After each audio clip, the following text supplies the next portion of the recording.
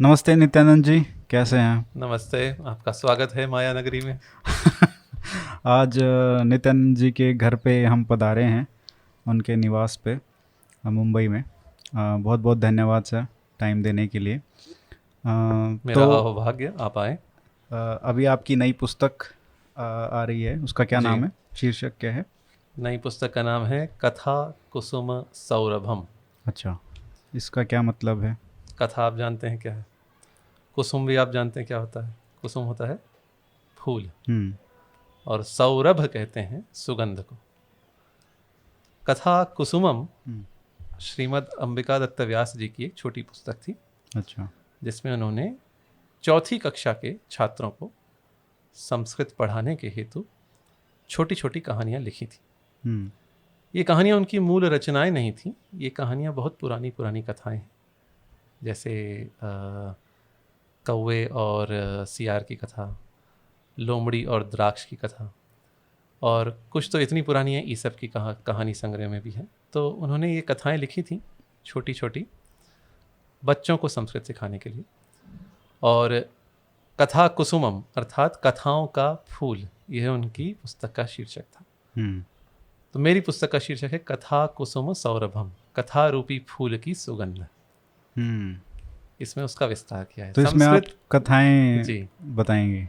इसमें उनकी कथाओं को समझाया गया है अच्छा। 3 भाषाओं में, हिंदी में, हम्म। अंग्रेजी में और संस्कृत में। इस पर हम्म। संस्कृत टीका भी लिखी है मैंने, जिसका शीर्षक है परिमल। परिमल भी सुगंध को ही कहते हैं। हम्म। संस्कृत टीकाओं में एक परंपरा रही है, जो उनके नाम होते हैं हम्म। वह मूल ग्रंथ के नामों से बहुधा उसके विस्तार के स्वरूप में होते हैं। जैसे हम्म। मंत्र महार्णवः, यह एक ग्रंथ है। मंत्र महार्णवः का अर्थ है मंत्र रूपी महासागर। इस पर जो संस्कृत टीका है उसका नाम है नौका। हम्म। सागर को पार करने के लिए नौका की आवश्यकता रहती है। सुंदर। तो मेरी टीकाएं जो हैं अंग्रेजी में, हिंदी में और संस्कृत में, ये कथा कुसुम का विस्तार है। तो इसलिए पुस्तक का शीर्षक है कथा कुसुम सौरभम, और इसमें जितने भी 9-10 भाग हैं उन सब भागों के सुगंध के पर्यायवाची शब्द ही उनके शीर्षक है। हम्म। तो ये जो आपने संस्कृत नाम जो पुस्तक का अलग रखा है, जी, इसका कारण यही है? इसका कारण यही है। और टीकाओं के भी नाम रखे हैं। हम्म। टीकाओं के नाम मैंने रखे हैं, जो हिंदी शब्दशः अनुवाद है उसका नाम है आमोद। हम्म। आमोद, आमोद का अर्थ भी सुगंध था। जो आपको पूरे ढंग से असमन्तात मोदयति, जो आपको पूर्ण रूप से आनंदित करते, वह आमोद है। सुगंध को संस्कृत में आमोद कहते हैं। आमोद गणपति सहस्रनाम में गणपति का भी नाम है। जो हिंदी अनुवाद है उसका शीर्षक है सुवासः। हम्म। सुवास अर्थात अच्छी सुगंध, बास कहते हैं जैसे हिंदी में, जी। सुबास, सुवासः। जो हिंदी में इसका इसका सार है उसका शीर्षक गंधसारः, गंध का सार। गंधसार चंदन को कहते हैं संस्कृत में। हम्म। जो अंग्रेजी शब्दशः अनुवाद है उसका अर्थ है, उसका शीर्षक है समाकर्षी। हम्म। समाकर्षी अर्थात सम्यक रूप से आकृष्ट करने वाली।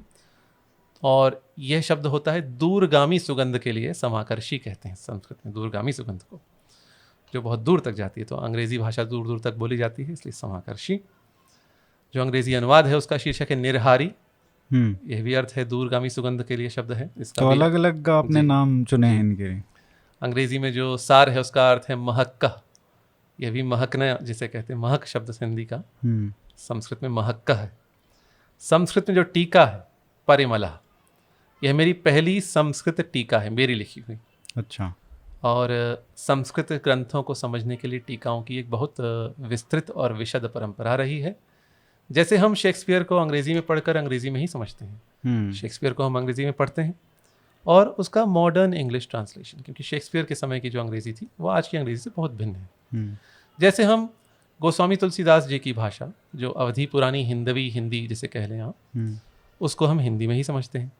जैसे हम संत ज्ञानेश्वर की मराठी में ज्ञानेश्वरी को आधुनिक मराठी के अनुवाद से ही समझते हैं, हम्म। तो संस्कृत को भी संस्कृत के माध्यम से समझने की परंपरा बहुत विशद रही है।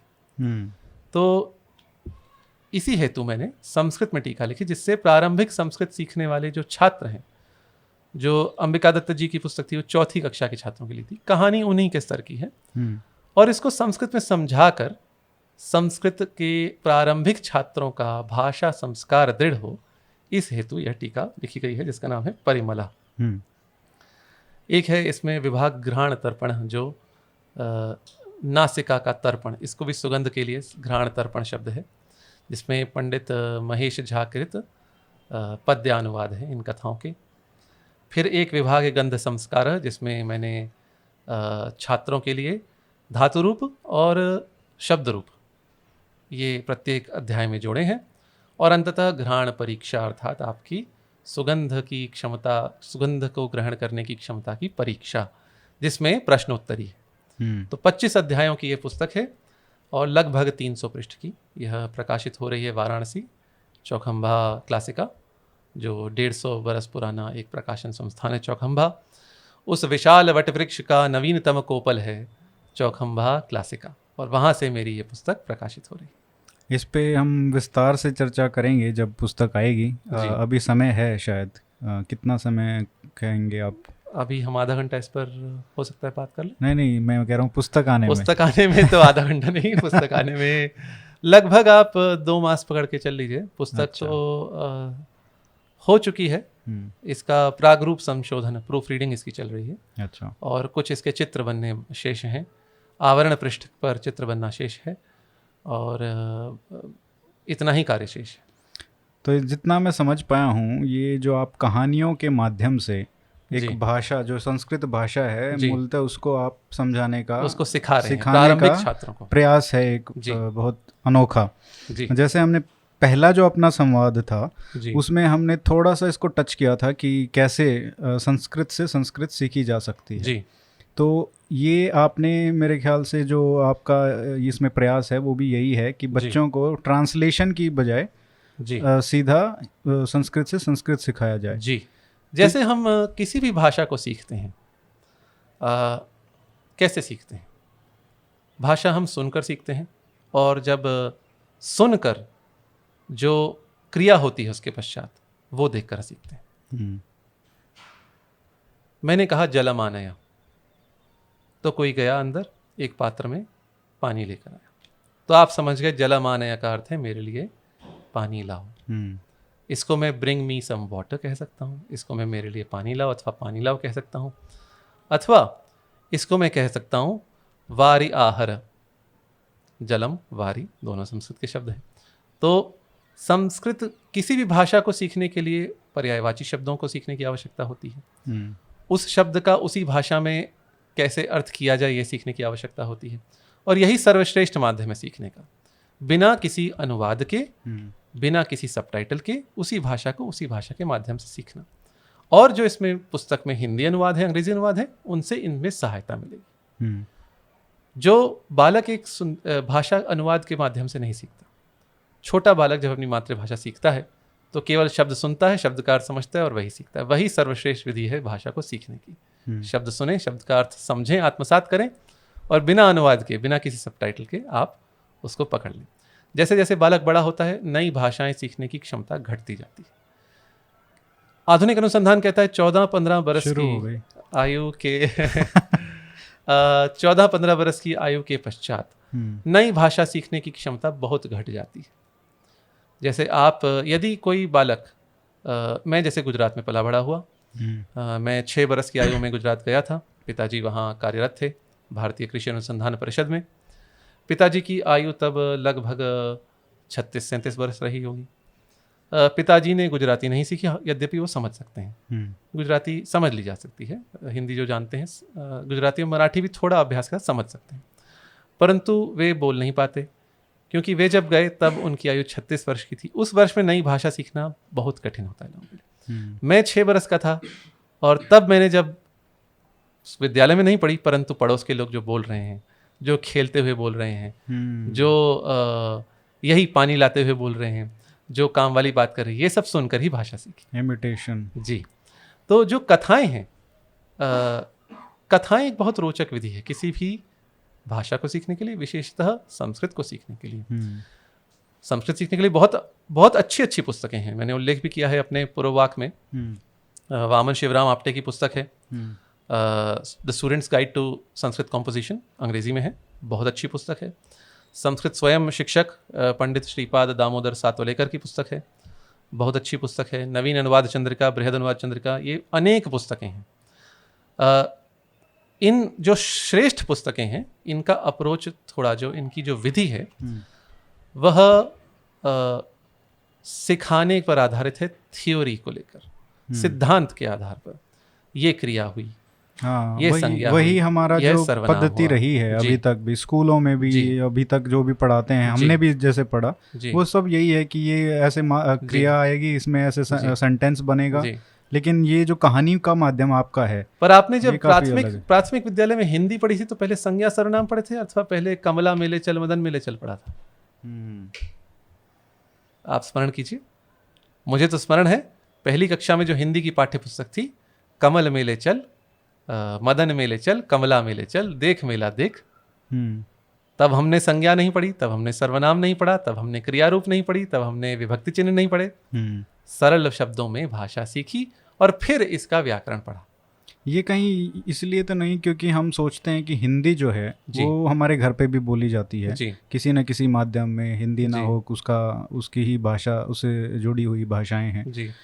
और संस्कृत है वो एकदम अलग है। तो हम जैसे इंग्लिश में भी यही पढ़ाया जाता है ना, कि आपको पहले सीधा इंग्लिश में ऐसे नहीं पढ़ाया जाता है, पहले आपको टेंसेस सिखाए जाते हैं, उसके बाद वर्ब सिखाए जाते हैं और तरह तरह की। परंतु प्राथमिक अंग्रेजी में तो पहले मेरी हार्ड अ लिटिल लैम्ब ही सिखाया जाता है।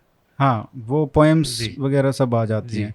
लेकिन ये कहीं ना कहीं वो मानसिकता भी है कि हम अगर ऐसे सिखाएंगे जी, क्योंकि जो भाषा बच्चे को घर पे नहीं बोली जा रही है, वो उसको सिखाने का एक अलग तरीका होना चाहिए। ये मानसिकता पता नहीं कहाँ से आई है, लेकिन गलत लगती है मुझे। मेरा यह मानना है, कथाएं विश्व साहित्य को भारत की देन है। नीति कथाएं वैदिक साहित्य में मिलती हैं, पंचतंत्र है, हितोपदेश है, ईसप की कथाओं को भी बहुत लोग कहते हैं भारत से ही गई हैं, और जातक कथाएं हैं। भारत में कथाओं के माध्यम से धर्मशास्त्र, नीतिशास्त्र, मोक्ष शास्त्र, ये सब भी सिखाया गया है। तो भाषा तो सिखाई ही जा सकती है कथा के माध्यम से। छोटी छोटी कहानियाँ हैं जिनको पढ़कर लोग, रोचक कहानियाँ हैं, उनमें नीति की शिक्षा भी है, और उसमें आप एक भाषा को सीख सकते हैं। अच्छा, चूहे को मूषकः कहते हैं, बिल्ली को बिडाला कहते हैं। जहाँ तक हिंदी और संस्कृत अलग भाषाओं का प्रश्न है, मेरा ये मानना है, यदि आप उर्दू को छोड़ दें, उर्दू में संज्ञाएं जो हैं वो अरबी फारसी की ही अधिक हैं, परंतु शेष सभी प्रमुख भारतीय भाषाओं में, तमिल छोड़ दें अथवा कुछ दक्षिण भारतीय भाषाएं छोड़ दें, सभी प्रमुख भारतीय भाषाओं में जितने संज्ञा सर्वनाम आदि शब्द हैं वो संस्कृत से ही आए हैं। और क्रियाएं भी अधिकतर जो उत्तर पश्चिम और पूर्व भारत की भाषाएं वो संस्कृत से ही आई हैं। हिंदी में हम कहते हैं जाना, गुजराती में क्या कहते हैं जाऊ, जाए छे, हूँ जाऊँ छू, हिंदी में कहते हैं मैं जा रहा हूँ। बांग्ला में जावा है ना, अमी जाश्ची। और ये सब कहाँ से, या धातु जो संस्कृत में है, याति अर्थात जाता है, य का ज हुआ और धातु हो गई। तो ऐसे सभी हमारी हिंदी की और उर्दू की भी 99% धातुएं संस्कृत प्राकृत से आई हैं। इसलिए जिनकी मातृभाषा भारतीय भाषा है कोई, उन्हें संस्कृत सीखने में सरलता होगी यदि वो रोचक ढंग से, अच्छे ढंग से सिखाई जाए और वो परिश्रम करें। यह कथाओं के माध्यम से, जो श्रेष्ठ पुस्तकों का मैंने उल्लेख किया, ये सिद्धांत को लेकर चलती हैं, सिद्धांत के साथ साथ उदाहरण देती है। मेरी जो पुस्तक है, जो और अंबिका दत्त व्यास जी की जो शैली थी उनकी पुस्तक में वो ये है, पहले आप सीधे प्रयोग में उतरें, सीधे आप पिच पर खेलें बल्ला लेकर और फिर सीखें क्रिकेट खेलना। ये नहीं कि आप रूल्स पढ़ रहे हैं फिर आप मतलब प्रैक्टिकल जब तक नहीं करेंगे, सीधा खेलिए। और इसका अर्थ ये नहीं केवल ये पुस्तक पढ़ें, मेरा कहना है कि आप ये पुस्तक पढ़ें और सिद्धांत जो पुस्तकें हैं, जिन पुस्तकों में थ्योरी दी गई है, वह भी साथ में पढ़ें, और दोनों का जो सम्मिलित संस्कार होगा, उससे भाषा का संस्कार पाठकों का बढ़ेगा। अच्छा, जो ये पद्धति चली इस तरीके से नई भाषा को सिखाने की, हालांकि संस्कृत को नई भाषा नहीं कहा जा सकता, लेकिन बच्चों के लिए नई है क्योंकि घर पे नहीं बोली जाती है, और इसी तरीके से थोड़ा थोड़ा इंग्लिश का भी वही है क्या ये हमारी पद्धति रही है क्या, जो प्राचीन समय में भारत के गुरुकुलों में कोई नई भाषाएं सिखाई जाती थी तो वो कैसे सिखाते थे? क्या आपका जो माध्यम आप कर रहे हैं वो क्या उसी के माध्यम से सिखाई जाती थी, या ऐसे ट्रांसलेशन तो मेरे ख्याल से नहीं होती थी उस समय? देखिए, जहाँ तक संस्कृत की बात है तो अनुवाद भी होते थे, प्राकृत और संस्कृत साथ में। जैसे हमें नाटक जो पुराने मिलते हैं कालिदास आदि के, उनमें प्राकृत मिलती है। कुछ पात्र संस्कृत बोलते हैं, कुछ पात्र प्राकृत बोलते हैं। प्राकृत का उसके जो संवाद हैं उनके साथ संस्कृत की छाया मिलती है। छाया अर्थात वही संस्कृत में पंक्ति हो गई, वही प्राकृत में हो गई। तो जिसको प्राकृत नहीं आती थी वो यदि कालिदास के नाटक पढ़ रहा है तो छाया को साथ पढ़ते हुए सीख सकता था। अनुवाद भी हमारी परंपरा रही है, परंतु हमारी परंपरा एक इससे सुदृढ़ परंपरा रही है। अनुवाद उसी भाषा में अनुवाद। अनुवाद का अर्थ है फिर बोलना, अनुवदनम अनुवाद। तो मतलब ही फिर वो ट्रांसलेशन नहीं हुआ ना ये? जी, अनुवाद अनुवाद का शुद्ध यदि अनुवाद किया जाए अंग्रेजी में तो रीइटरेशन है, रीइटरेशन, फिर से बोलना। वह किसी अन्य भाषा में भी हो सकता है और उसी भाषा में भी हो सकता है। मैं ये नहीं जानता, मैंने इस विषय पर अनुसंधान नहीं किया है भारत में, प्राचीन भारत में नई भाषाएं कैसे सिखाई जाती थीं, परंतु संस्कृत सीखने सिखाने के लिए बहुत सारे रोचक ग्रंथ लिखे गए हैं और इनको टीकाओं के माध्यम से आचार्यों के से सुनकर सीखा जाता था। ये भारत की टीकाओं की परंपरा बहुत प्राचीन रही है और यही मेरा प्रयास है। छोटी छोटी जो कथाएं हैं, बिल्ली के गले में घंटी कौन बांधेगा, ये 5 वाक्यों 6 वाक्यों की कथा को संस्कृत में सीखें और इसको संस्कृत में ही समझें और उसी में आप सीखें कोश में क्या कहा गया है और शब्दों की सिद्धि कैसे होती है। तो मेरा उद्देश्य इस 3 भाषाओं में पुस्तक है, अंग्रेजी में, हिंदी में, संस्कृत में। मेरा उद्देश्य है इसके माध्यम से अंग्रेजी के माध्यम से सीखने वाले, हिंदी के माध्यम से सीखने वाले और संस्कृत से सीधे सीखने वाले, तीनों का हित हो। तीनों इस पुस्तक को पढ़ के उनका संस्कृत का जो संस्कार है वो इतना हो जाए, वो आगे और जो दुरूह ग्रंथ हैं, जटिल ग्रंथ हैं, भगवत गीता है, हमारे महाभारत है, रामायण है, इनको संस्कृत में पढ़कर समझ सकें अथवा टीकाओं के माध्यम से समझ सकें। लेकिन बेहतर ये होगा कि इस तरीके से अगर सीखें, चाहे हिंदी के बजाय आप सीधा संस्कृत से सीखें तो अच्छा रहेगा। जी, थोड़ा उसमें कठिनाई भी आती है, परंतु कठिनाई के साथ साथ आपको लाभ भी बहुत मिलता है। अच्छा, आपने जैसे कहा कि जो सुनने से, जैसे आपने सुना कुछ और किसी का देखा जी, कि उससे वो जोड़ के संस्कार दृढ़ होता है, संस्कार दृढ़ होता है। लेकिन अगर घर पे वो नहीं है जी, आप जैसे पुस्तक है वो पढ़ रहे हैं बच्चे जी, उसी के माध्यम से सीख रहे हैं, तो क्या उससे कुछ फर्क पड़ेगा? जी हाँ, जब तक व्यवहार में आप भाषा को नहीं लाते तब तक हम उस भाषा को बहुत अच्छे से नहीं सीख पाते हैं। मुझे ध्यान है, जब मैंने जर्मन भाषा सीखी थी, बहुत पहले की बात है, मेरी आयु तब 22-23 वर्ष रही होगी, लगभग 17-18 वर्ष हो गए इस बात को। तो आपने उम्र बता दी जी तो क्या हो गया शरीर की अवस्था आत्मा अनादि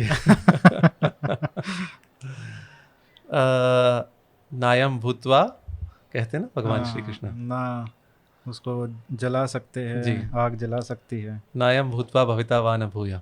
तो हमने जर्मन जब सीखी तो पहली कक्षा में हमारे अध्यापक आए और उन्होंने केवल 3 शब्द बोले, अंग्रेजी बोले ही नहीं। उन्होंने क्या कहा, इश ट्रिंके काफे, इश ट्रिंके काफे, वास ट्रिंकेन जी, इश ट्रिंके काफे। अब सब लोग coffee, what are you drinking, आप समझ मतलब मेरे को जर्मन पता भी नहीं है, आप समझ गए? फिर उन्होंने बोला इश ट्रिंके टे, इश ट्रिंके टे, वास ट्रिंकेन जी। तो ऐसे उन्होंने सिखाना प्रारंभ किया, हम समझ गए। अब उनके व्यवहार से हम समझ गए अच्छा ये क्या कहना चाह रहे हैं। तो ये रोचक पद्धति है भाषा सिखाने की। ये आप व्यवहार के साथ सिखाएं, सिद्धांत सिखाएं, वो बात है। अब आप जर्मन सीखते हैं तो आप सीखते हैं डेर डी डस होता है, 3 लिंग होते हैं, जैसे संस्कृत में 3 लिंग होते हैं। डेर पुमलिंग होता है, डी स्त्रीलिंग होता है, डस नपुंसक लिंग होता है।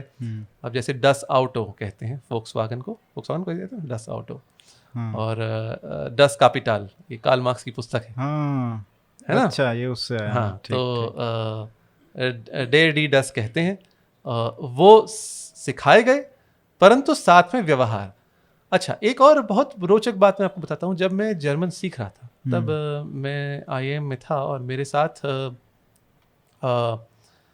कुछ एक्सचेंज के विद्यार्थी, एक्सचेंज स्टूडेंट जिन्हें कहते हैं, जर्मनी के आए थे। एक जर्मनी और स्विट्जरलैंड के, उनसे मेरी मित्रता हुई। मैं जर्मन सीख रहा था तो मैंने उनसे पूछा कैसे सीखा जाए। तो उन्होंने कहा आप ये देखिए, टाटॉट देखिए, एक क्राइम सीरीज आती है जर्मन में, आप ये देखिए, और आप ZDF चैनल देखिए। और उन्होंने कहा एक बहुत अच्छा कार्यक्रम आता है, अब हो सकता है अब आता हो ना आता हो, मुझे पता नहीं, परंतु डॉयचे वेले जिसका टीवी चैनल भी है, उसका एक धीमी गति से पढ़ते समाचार जो पढ़े जाते हैं, 5 मिनट का बुलेटिन आता है। अच्छा, प्रारंभिक जर्मन के विद्यार्थियों के लिए ही आता है। तो ये दूरदर्शन टाइप का। दूरदर्शन में तो जैसे मैं ऑल इंडिया रेडियो अथवा दूरदर्शन की जो हम समाचार पढ़ते हैं वो तो सामान्य गति से पढ़ते हैं, जैसे कोई भाषा समझने वाला समझ ले, जिस गति से हम लोग बात कर रहे हैं।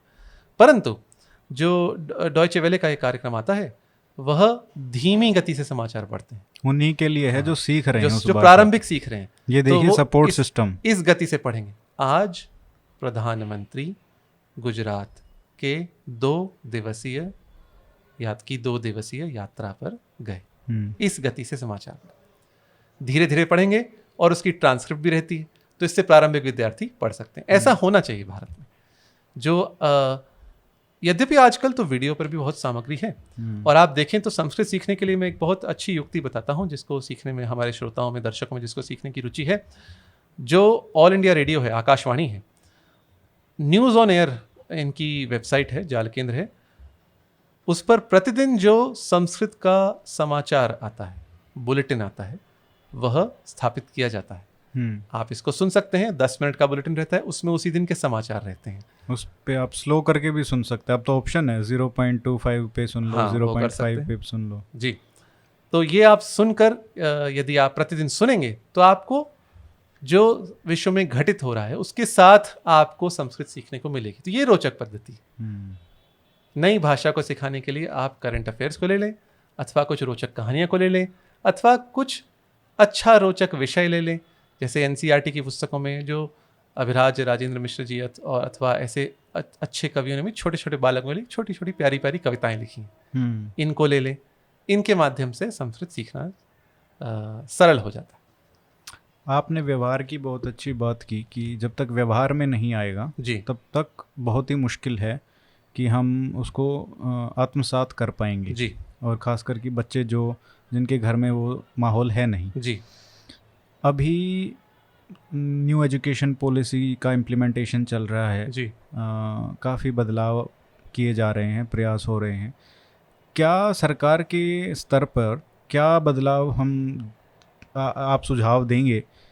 क्योंकि ये तो ऐसी बात है कि ये फंडामेंटली मतलब ट्रांसफॉर्म करना पड़ेगा कि कैसे बच्चों को सिखाया जाता है। जब तक अध्यापक ऐसे हैं कि वो सिर्फ बच्चों को इसलिए कर रहे हैं कि भाई पढ़ लो, 95% नंबर आ जाएंगे संस्कृत में, तो वो एक तो एटीट्यूड ही खराब है, और उनको खुद नहीं पता है कि वो कैसे, उनको भी नहीं बोलनी आती है संस्कृत। जो संस्कृत माध्यम के टीचर्स हैं स्कूलों में, मोस्टली उनको नहीं आती है संस्कृत। वो हिंदी के अध्यापक हैं, वो उनको बस वो दे दिया जाता है कि आप संस्कृत भी पढ़ाइए। ये एक बहुत बड़ी समस्या है। मैं जानता नहीं इसका समाधान क्या है, परंतु हमारे पढ़ाने वाले भी ऐसे ही थे, उनको हिंदी आती थी। मेरा यह दृढ़ विश्वास है संस्कृत को कक्षा 1 से पढ़ाया जाए, विकल्प के रूप में। आप इसको अनिवार्य न बनाएं, चाहे वैकल्पिक रूप से आप कक्षा 1 से पढ़ाएं, तो अभिभावक अपने बालक को बालिका को कक्षा 1 से पढ़वाएं, जब बालक भाषा बहुत अच्छे से सीख सकता है। और इसी को घर पर जो न्यूज़ ऑन एयर के जो संस्कृत के बुलेटिन हैं उनके साथ, कथाओं के साथ, पुस्तकों के साथ करें तो बहुत अच्छे से हमारे फिर तो भाषा का ही नहीं बहुत कुछ जी मतलब सीखने को मिल सकता है। एक तो करंट अफेयर से आप अवगत रह सकते हैं। हाँ, उसके बाद आप कितने पुस्तकें हैं जो अच्छा ज्ञान, जो हम कंप्लेंट करते रहते हैं कि आज की जनरेशन में दिक्कतें हैं। अब देखिए, जैसे आपने और मैंने विद्यालय में, आपने भी अभियांत्रिकी की है, फैक्टोरियल का फॉर्मूला पढ़ा होगा और एन चूज आर का फॉर्मूला पढ़ा होगा। बिल्कुल। तो एन चूज आर का फॉर्मूला आपको पता है किसने दिया? नहीं। महावीराचार्य। ये एक जैन गणितज्ञ थे भारत में, इनका समय मुझे ध्यान नहीं है। इन्होंने एक श्लोक में बताया था एन चूज आर का फॉर्मूला क्या है, और उन्होंने ये कहा था जैसे आपकी जो संख्या है वहाँ से घटाते जाएं और 1 तक लिख दें, माइनस n तो माइनस 1 से n से ही, जैसे 8 7 6 5 उधर तक लिख दें और नीचे लिखें 1 2 उल्टे क्रम में और गुणा करते जाएं। इसकी जो अब आप बाएं से पढ़ेंगे तो आपको एन चूज आर का फॉर्मूला मिल जाएगा। सो 8c2 क्या होता है? 8 इंटू 7 अपॉन 1 इंटू 2। तो ये कौन से उसकी बात है? ये मुझे समय ध्यान नहीं है, पर महावीराचार्य ने ये एन चूज आर का फॉर्मूला दिया है। ये संस्कृत में है, ये हमारे ग्रंथों में इतना ज्ञान भरा है। एक इतिहास की जानकारी आवश्यक होती है, अपनी संस्कृति की जानकारी बहुत आवश्यक है। आप कह सकते हैं आज गणित बहुत आगे निकल गया, बात ठीक है।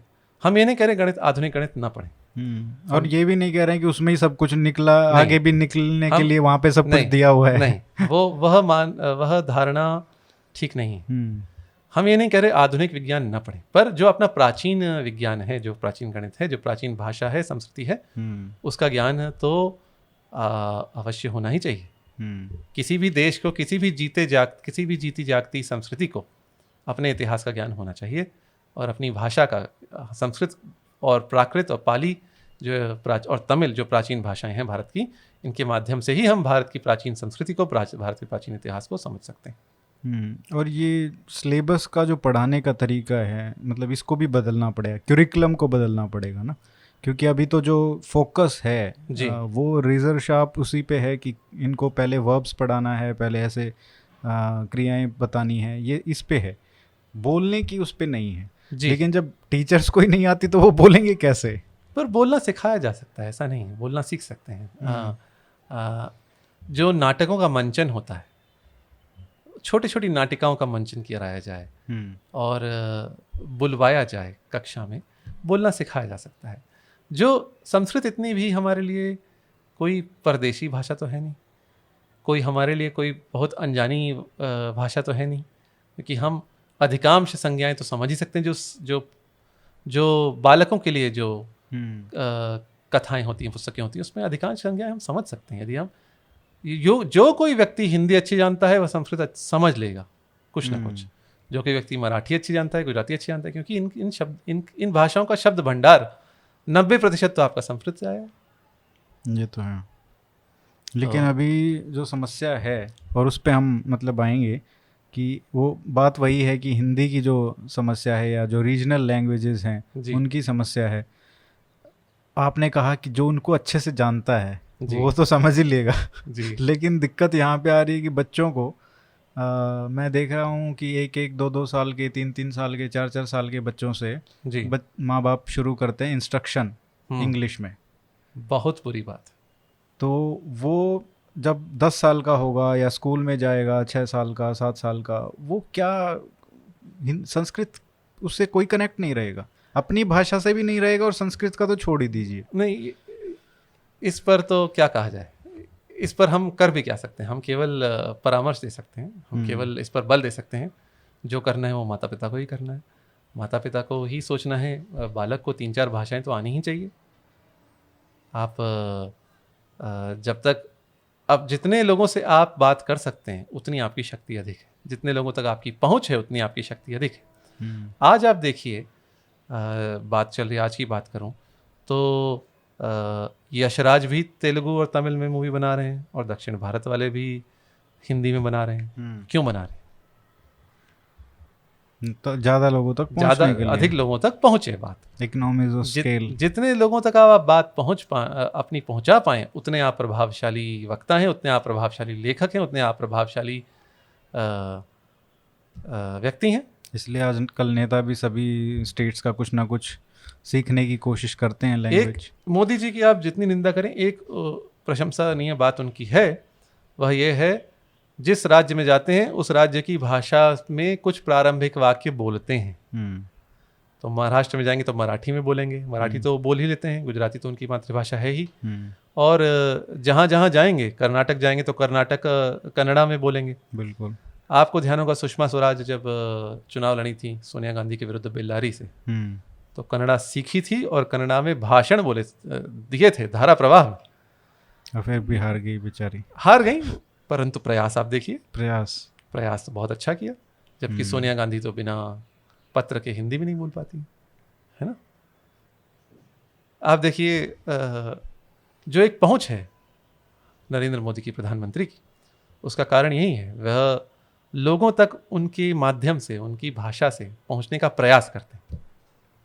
और लोगों को ये तो पता है कि हम जो बोल रहे हैं, बेशक हमें बताया जा रहा है कि ये मतलब ये कहीं ना कहीं अच्छी बात नहीं है कि हम इसमें प्राइड लें जो रीजनल लैंग्वेज है, लेकिन लोगों को कहीं ना कहीं अंदर पता है कि ये हम जो बोल रहे हैं ये अच्छी भाषा है। ये अंग्रेजी का जो एस्पिरेशन है वो ठीक है, जहाँ एस्पिरेशन है क्योंकि आज ऐसी इकोनॉमी हो गई है वो ठीक है, लेकिन जब कोई नेता ऐसे बोलता है तो वो एक प्राइड की जो फीलिंग है अंदर से जो आती है कि हाँ, देश का प्रधानमंत्री भी हमारी भाषा में संवाद कर रहा है, तो वो एक कनेक्शन इसलिए भी ज़्यादा स्ट्रॉन्ग होता है। हालांकि हम बेशक कि वो एक पारतंत्रिक जो सोच है उसमें दबी कुचली कहीं ना कहीं ये भी है कि एक प्राइड तो है अपनी रीजनल लैंग्वेजेस में, नहीं होना ही चाहिए। मेरा अब इस पर विचार तो बहुत है मेरे।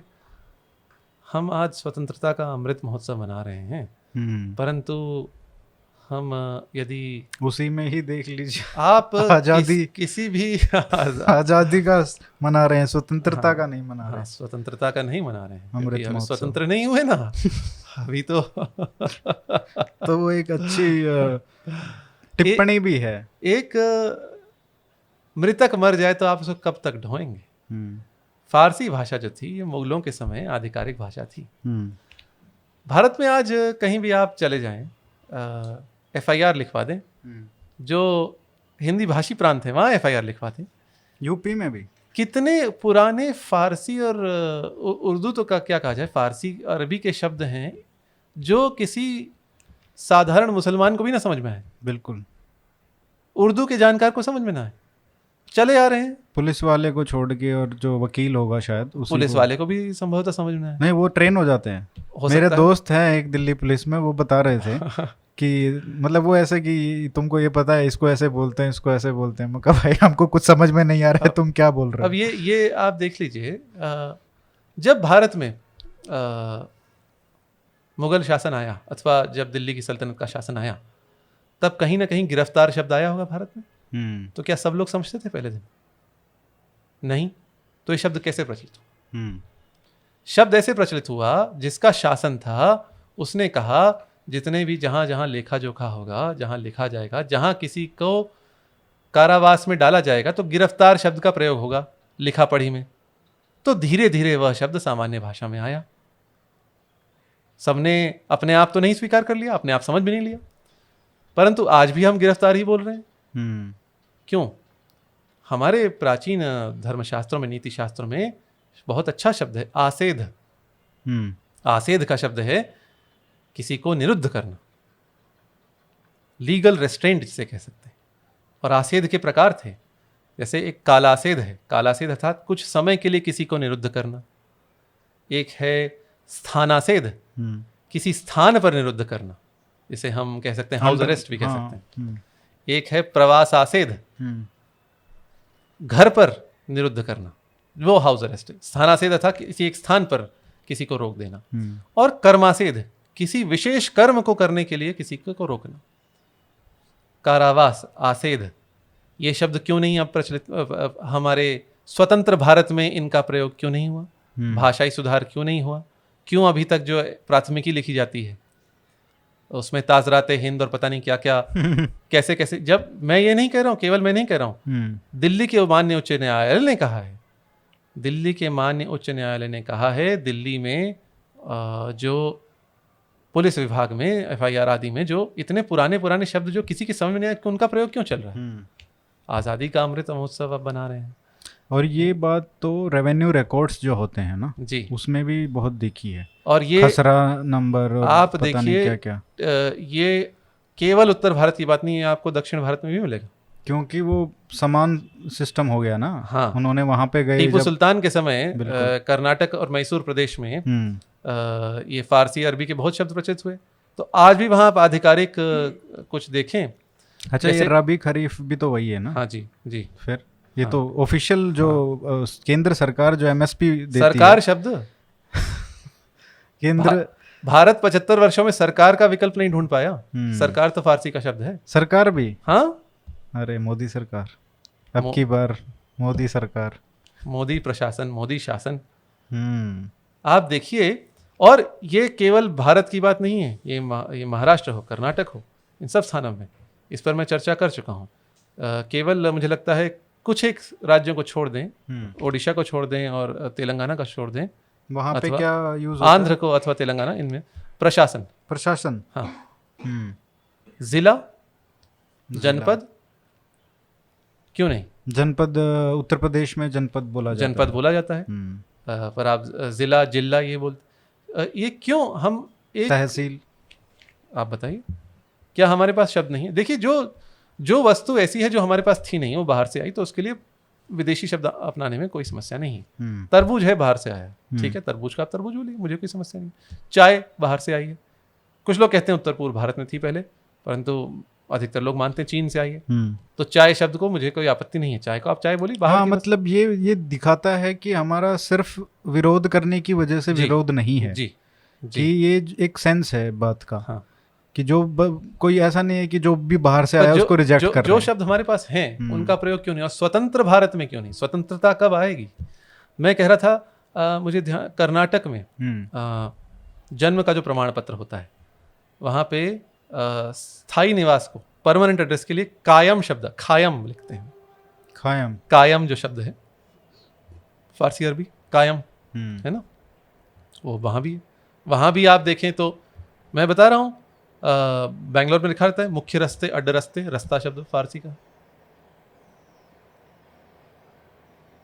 आप बताइए, ये यहाँ महाराष्ट्र में मानव हक आयोग लिखा जाता है, मानव अधिकार आयोग।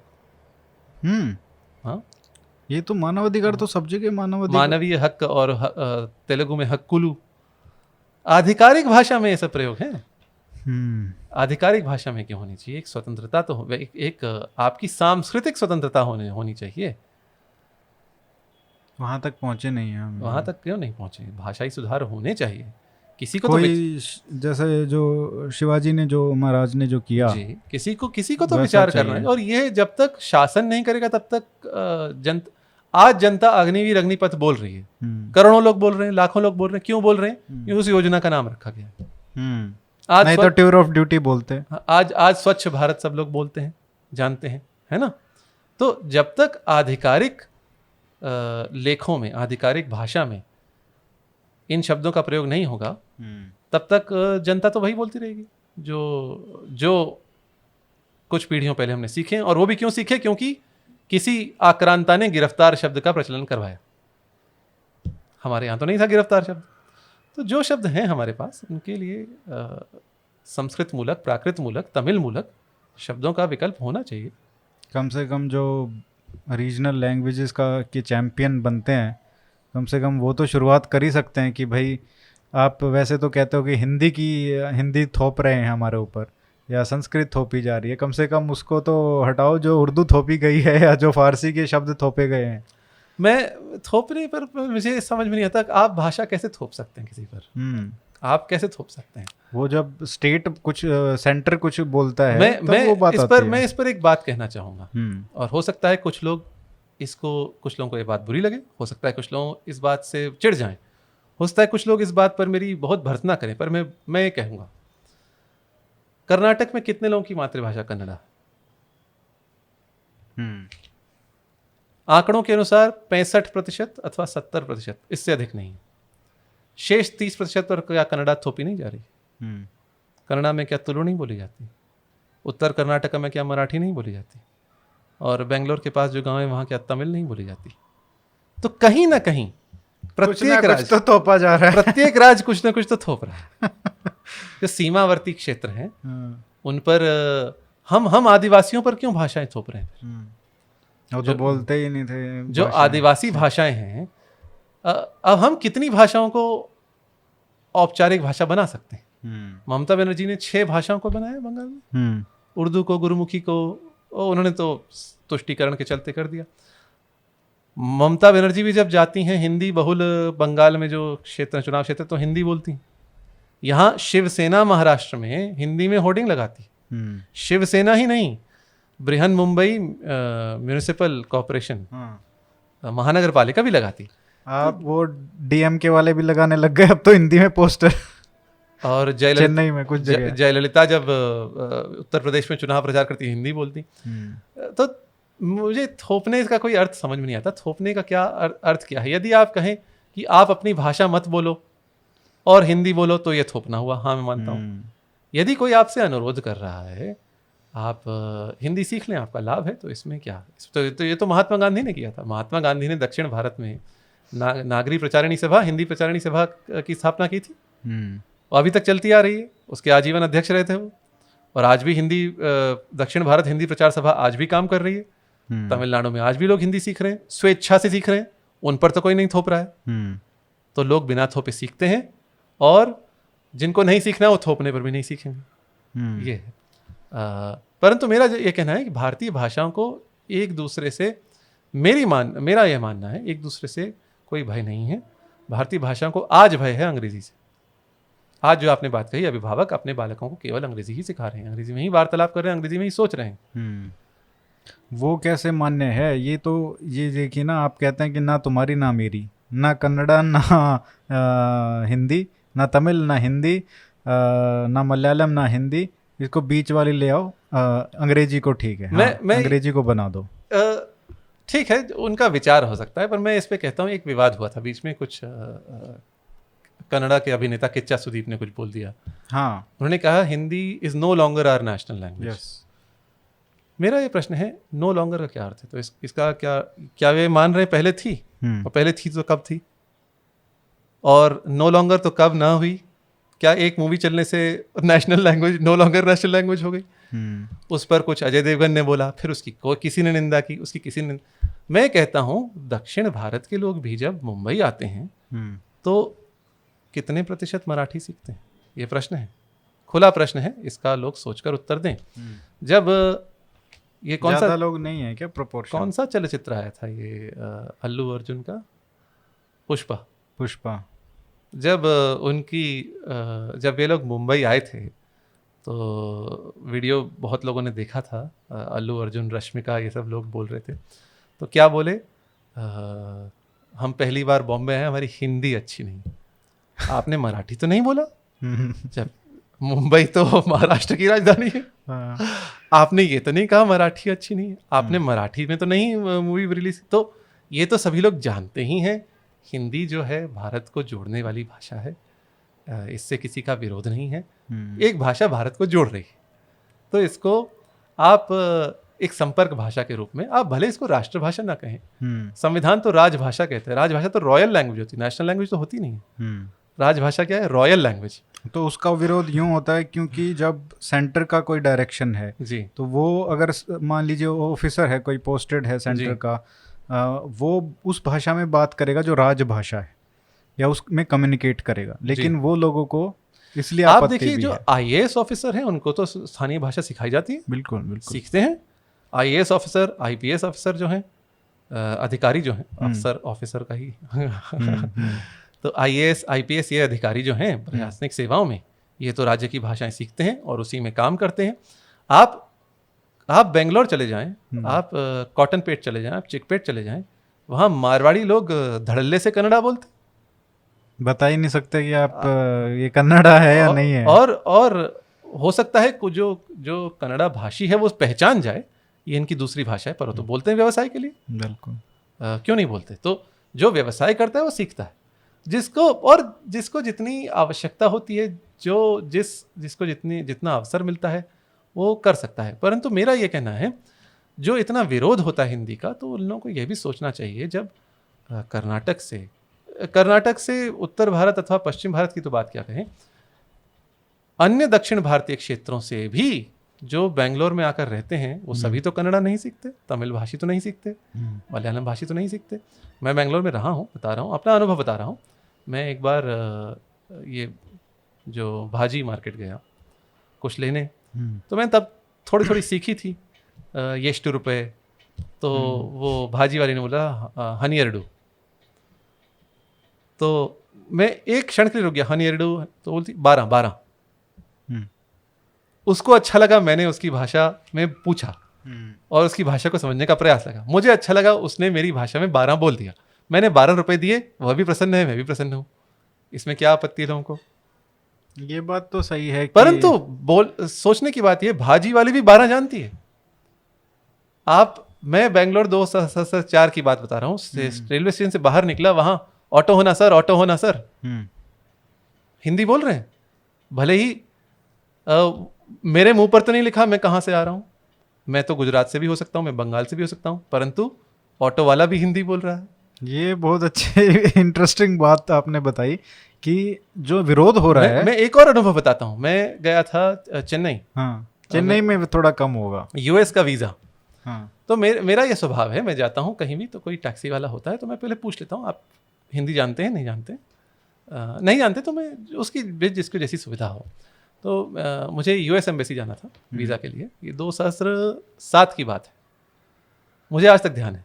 तो ड्राइवर था, मैंने उससे पूछा डू यू स्पीक हिंदी, उसने कहा नो सर ओनली इंग्लिश। ठीक है, अच्छी बात है, I will speak in English, no problem. बात कर रहे थे तो उस समय एक यूएस का वॉरशिप आया हुआ था वहाँ पे। तो मैंने कहा वहाँ, उसने मुझे पहले थोड़ा बहुत दिखाया, ये वहाँ का तट इत्यादि दिखाया, मेरे पास थोड़ा समय अतिरिक्त था। फिर मैंने कहा वहाँ देखो, वहाँ चलते हैं, ये शिप जहाँ आया हुआ है, चलो यहाँ देखने चलते हैं। तो वो लेकर मुझे गया वहाँ जहाँ नेवी का डॉकयार्ड था, ऐसा कुछ था। तो वहाँ ये जो सुरक्षा कर्मी रहते हैं, अब अच्छा सीआरपीएफ, हाँ, या जी। हाँ। तो वहाँ गाड़ी लेकर गया, उसने वहाँ रोका, उसने खिड़की नीचे की, सुरक्षा कर्मी बोला अरे यहाँ बंद है, यहाँ से मुझे बंद है आज सर, कहाँ से जाऊँ? ये मैंने बहुत देखा है, चेन्नई में तो होता है।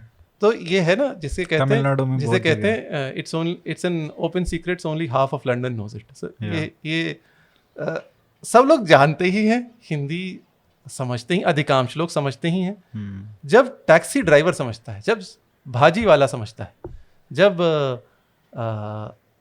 कुली समझता है, और तीर्थ स्थलों पे आप चले जाएं कर्नाटक में, मैं गया हूँ श्रवण बेलगोला गया हूँ, जहाँ एक बड़ी ऊंची प्रतिमा है गोमटेश्वर।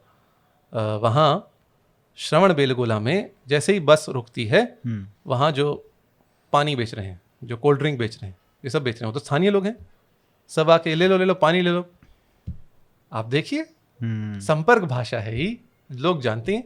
कहीं से भी आए आप, बंगाली नहीं बोली जाएगी आपको, गुजराती नहीं बोली जाएगी आपको, हिंदी भारत में लगभग प्रत्येक भाग में सुनने को मिलेगी।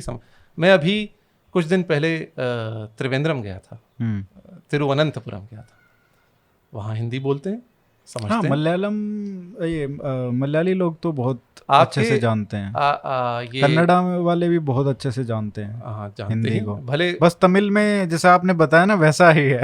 भले विरोध बहुत हो, कर्नाटक में बहुत उग्र विरोध होता है,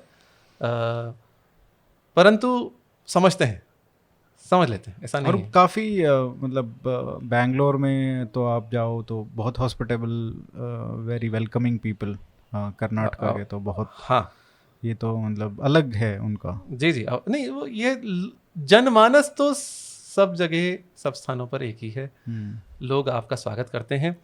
जो विरोध है, राजनीतिक विरोध है, और वो बहुत कुछ एक मुखर, जो ये आपने बताया बिल्कुल सही कि मतलब तमिल जो लोग आ रहे हैं बेंगलोर में, या मराठी लोग आ रहे हैं, उनको नहीं बोला जाता है कि तमिल बोलो, मराठी बोलो, सिर्फ हिंदी का ही होता है कि हिंदी क्यों नहीं बोल रहे हैं। जो भी 4 दक्षिण भारतीय राज्यों से ऊपर से वहाँ उसको नॉर्थ इंडियन कहा जाता है, ये भी थोड़ा लगता है भाई, जो गुजरात से महाराष्ट्र वो नॉर्थ इंडियन कैसे हुआ, जो बंगाल से नॉर्थ इंडियन कैसे हुआ। ये मैं कहना चाहूँगा, जिसको जो भाषा सीखने का जितना अवसर, आप इसको ऐसे लाइए, आप जो निजी संस्थान है वहाँ आप कहिए, आप इनके माध्यम से, जो TCS है, इन्फोसिस है, इनके माध्यम से कहिए कि हाँ यहाँ पे जो कन्नड़ा सीखेगा उसको कुछ लाभ मिलेगा।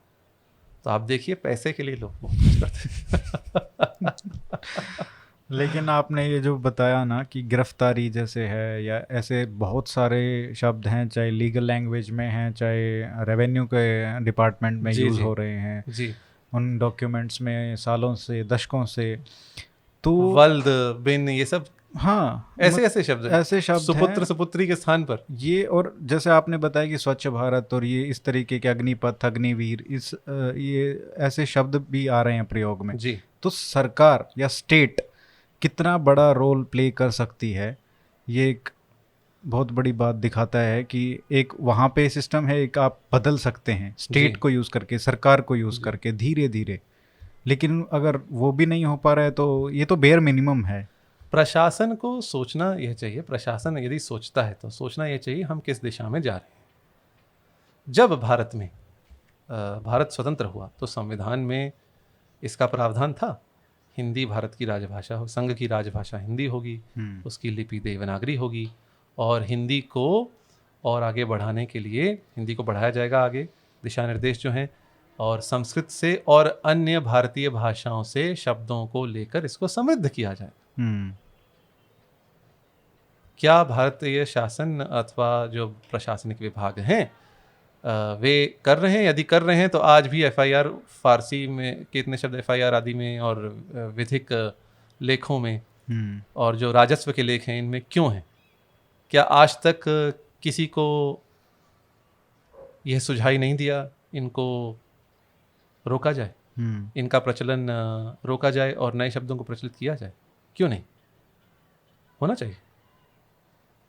और इसमें क्या क्या कर सकते हैं, सरकार क्या कर सकती है? प्रशासन से तो मुझे कोई आशा नहीं है। सरकार नहीं कहना चाहिए, प्रशासन में भी मेरे को आज पता चला कि सरकार भी एक आपने एक ट्वीट किया था, एक हिंदी समाचार पत्र में लेख आया था। हाँ, जब 70 वर्ष हुए थे स्वतंत्रता के, आज हम 75वां। ये आपने ही लिखा था क्या? नहीं, मैंने नहीं लिखा था। अच्छा।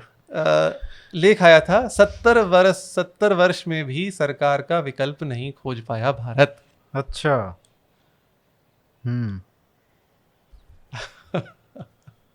और आज 75, ये आप फिर से लिख दीजिए ट्विटर पे। 75 वर्षों में तो हम आज़ादी का अमृत महोत्सव मना रहे हैं। स्वतंत्रता नहीं, स्वाधीनता नहीं। जब आप देखें बांग्लादेश तो स्वाधीनता दिवस कहता है अथवा स्वाधीनता दिवस है ना, वहां तो स्वाधीनता स्तंभ है, वहां का स्मारक है, परंतु हम कहते हैं आज़ादी का अमृत महोत्सव।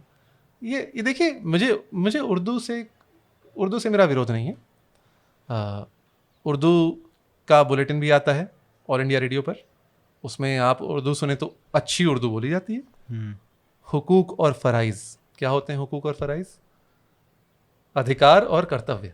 जो हक शब्द है उसका अरबी में बहुवचन हुकूक होता है, उर्दू में उसी का प्रयोग होता है। और फराइज, मेरी उर्दू अच्छी नहीं है, तो हो सकता है मेरा उच्चारण अशुद्ध हो, लोग क्षमा करें, उर्दू भाषी भाई बहन क्षमा करें। हुकूक और फराइज, अच्छा क्या बोलते हैं अर्धसैनिक बल को? नीम फौजी दस्ते। हाँ, नीम क्या है? नीम आधे को बोलते हैं फारसी में। नीम हकीम खतरे जान कहते हैं। तो नीम अर्थात आधा, तो अर्धसैनिक बल नीम फौजी दस्ते। अच्छी उर्दू बोली जाती है आकाशवाणी के समाचार में। तो आप अच्छी उर्दू जहां बोले तो अच्छी उर्दू बोले, हिंदी जहां बोले तो अच्छी हिंदी बोले। ये मेरा बस इतना कहना है। और एक जो भारत की प्राचीन संस्कृति है, भारत की प्राचीन भाषाएं हैं, उनको बढ़ावा दें, उनको आगे लाएं। और हम लोग क्या करें आपकी पुस्तक खरीदने के अलावा? नहीं, ऐसा नहीं, पुस्तक कीनने से तो नहीं। अच्छा, आप ये जो पिछली जो पुस्तक थी वो भी बच्चों के ऊपर थोड़ा फोकस था। पिछली पुस्तक वस्तुतः महाभारत की कथाएं थी। वो उसमें पेरेंट्स को भी कह सकते हैं, लेकिन बच्चों के लिए ज़्यादा थी। मैं तो कहता हूँ महाभारत तो सभी आयु वर्गों के लिए, भले ही वह कथाएं अपने आप में सरल है, परंतु किसने कही है, किस संदर्भ में कही है। जैसे जो वहाँ काक हंसी उपाख्यान है, कौवे और हंसों की कथा, उसमें बड़बोला कौवा होता है, वो हंसों को चुनौती देता है, हंस के साथ उड़ता है, हारता है और उसका गर्व चकनाचूर हो जाता है, टूट जाता है। परंतु ये किसने कही है, ये कथा किसने कही है? शल्य ने कर्ण को युद्ध के 17वें दिन। और कर्ण को क्यों कही? हतोत्साहित करने के लिए कही। जो महाभारत में युधिष्ठिर ने कहा था शल्य से, आप कर्ण का तेजोवध करिएगा, उसके तेजस को, उसके शौर्य को, उसके पराक्रम को, उसके मनोबल को मारिएगा, आप तेजोवध करिएगा। तो यह महाभारत का रहस्य है और कथाएं उसमें गुथी हुई। तो इसकी जो शिक्षाएं हैं और किसने कही है, संदर्भ ये बड़ों के लिए भी। तो हाँ, कह सकते हैं बालकों के लिए भी थी और बड़े लोगों के लिए भी थी, क्योंकि बहुत से लोग इन कथाओं से अनभिज्ञ हैं। इसलिए मेरा पूछने का ये मतलब था कि वो भी ज़्यादातर बच्चों के ऊपर फोकस था और ये तो है ही, तो ये संस्कृत सिखाने पर केंद्रित, सिखाने पे भी, लेकिन बच्चों के लिए ज़्यादा महत्वपूर्ण रहेगी। प्रारंभिक संस्कृत जिसे भी सीखनी हो, प्रारंभिक संस्कृत सीखने वालों के लिए यह पुस्तक है, भले ही वह बालक हो। तो हम भी मतलब उसको उससे लाभ ले सकते हैं, अवश्य, जो स्कूल के बाहर भी सिस्टम में है। जी हाँ। तो कितना जैसे आप कह सकते हैं कि ये हम सीख पाएंगे इसमें, क्या कुछ पुस्तकें हैं वो पढ़ना शुरू कर सकते हैं, या इसका दूसरा? मैं आपको कुछ इससे पढ़ के सुना देता हूँ अपनी पुस्तक से। में एक 3 वाक्यों की कथा है। कश्चित ग्रामीणो गच्छन् मार्गे पतितम एकम मुक्ताफलम प्राप, स तु तद् हस्तेन उत्थाप्य मम क्षेत्रे कोटिशो यवाः सन्ति इति किम एकेन मुक्ताफलेन इत्युक्त्वा पुनः प्रक्षिप्य प्रचलितः। ज्ञातार एव जानन्ति सततं गुणिनां गुणान्, हालिको न विजानाति मुक्तामूल्यं कथंचन। इतनी सी कथा। एक गांव वाला मार्ग में जाता हुआ कहीं एक पड़ा हुआ मोती का एक मोती पाया। किसी गांव वाले ने एक मोती पाया मार्ग में जाते हुए। उसने उसको उठाकर, मेरे खेत में तो करोड़ों जौ हैं, इस एक मोती से क्या, ऐसा कहकर फेंक कर चला गया। इसकी शिक्षा क्या है? गुणियों के गुणों को जानकार ही जानते हैं, जो हलवाहा है वो मोती का मोल नहीं पहचानता। ये कथा है। अब इसको जब आप शब्दशः समझेंगे तो मुक्ता मोती को कहते हैं, मुक्ता फल कहते हैं, हस्त हाथ को कहते हैं। तो एक एक शब्द का संस्कार बनेगा। हिंदी में फिर कथा का अनुवाद, फिर अंग्रेजी, जिनको अंग्रेजी के माध्यम सीखनी है उसका अनुवाद, और फिर संस्कृत में जो इसकी टीका है। तो इसमें हम समझाएंगे कश्चित अर्थात कश्चन, ग्रामीणः ग्राम्य, गच्छन् यान्, पतितं च्युतम्, एकम प्रथम संख्यान्वितम, मुक्ताफलम मौक्तिकम प्राप लेभे। इस प्रकार से एक एक शब्द को संस्कृत में समझाएंगे तो आप संस्कृत के पर्यायवाची शब्द और इसको समझ पाएंगे। ये इस पुस्तक के लिए, इस पुस्तक की ऐसी रचना है। चलिए नित्यानंद जी, समय आपका काफ़ी हमने ले लिया है, तो अभी सांझ हो गई है जी, तो हमारा भी चलने का समय हो गया है जी।